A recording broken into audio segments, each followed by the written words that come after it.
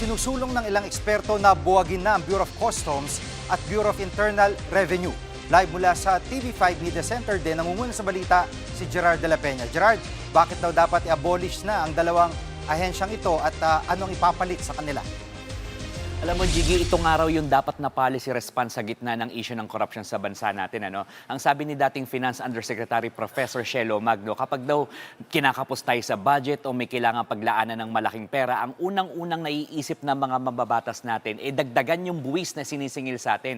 Pero parang unfair yata ito dahil bilyong-bilyong piso ang napupunta sa corruption, pero tayo naman, ang mga taxpayers, ang nagsasuffer. Pakinggan natin ang pahayag ni Professor Magno.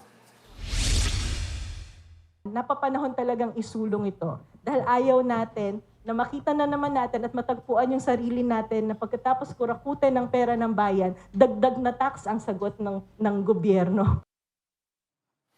Jiggy, ayon pa kay Professor Magno, 2001 pa lang, so mga 25 years ago, pinag-uusapan na itong pagbuwag sa BIR. At noong 2017 nga, itong si dating Pangulo at ngayon ay Pampanga Congresswoman Gloria Macapagal Arroyo, nag-file ng isang bill para nga sa pag-overhaul ng BIR. Pero hindi umusad itong bill na ito, itong panukalang batas na ito. Ang suggestion naman ngayon ng tax expert na Simon Abrea, dapat daw ituloy na yung dati pang panukala na magkaroon niya tayo ng NRA o National Revenue Authority. So sa ilalim nito, hawak na niya yung parehong BIR at ang BOC at yung mamumuno dito ay hindi co-terminus sa presidente, professional lang pagpapatakbo dito parang isang GOCC, hindi na nila kailangan humingi ng budget sa Kongreso at yung mga opisyal sa loob nito ay professional din yung pagpopromote, hindi na kailangan ng mga padrino o yung mga backer na politiko.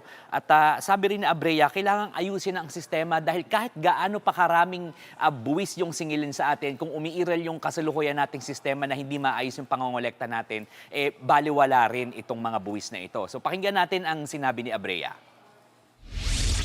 We are overtaxed and underserved. Bawat bintana at pintuan may fees na sinisingil. Bawat labas at pasok sa Pilipinas may tax na sinisingil. Paying first world taxes but receiving third world services. Hindi buwis ang problema, ang sistema ang may butas. This is not a mere collection problem. This is a system design problem. Jiggy, sabi naman ng Bureau of Customs, kahit parehong revenue collecting agencies ang BIR at ang BOC, magkaiba sila at kung pagsasamahin daw sila sa isang bubong, baka raw mas mauwi pa ito sa pagbagal ng mga sistema. Jiggy. At Gerard, anong pananaw ng mga eksperto dito sa pag-aalis ng travel tax? Nako, Jiggy, agree si Abrea at saka si Professor Magno tungkol dito sa panukalang batas na tanggalin na itong travel tax. Kasi ang sabi nila, hindi naman daw ramdam ng publiko na meron niya tayo mga bagong tourism infrastructure o kung may nangyayari ba sa tourism education natin o may nangyayari din doon sa heritage preservation. So, ang sabi nila, tama lang natanggalin ito. Pakinggan natin yung sinabi ni Abrea.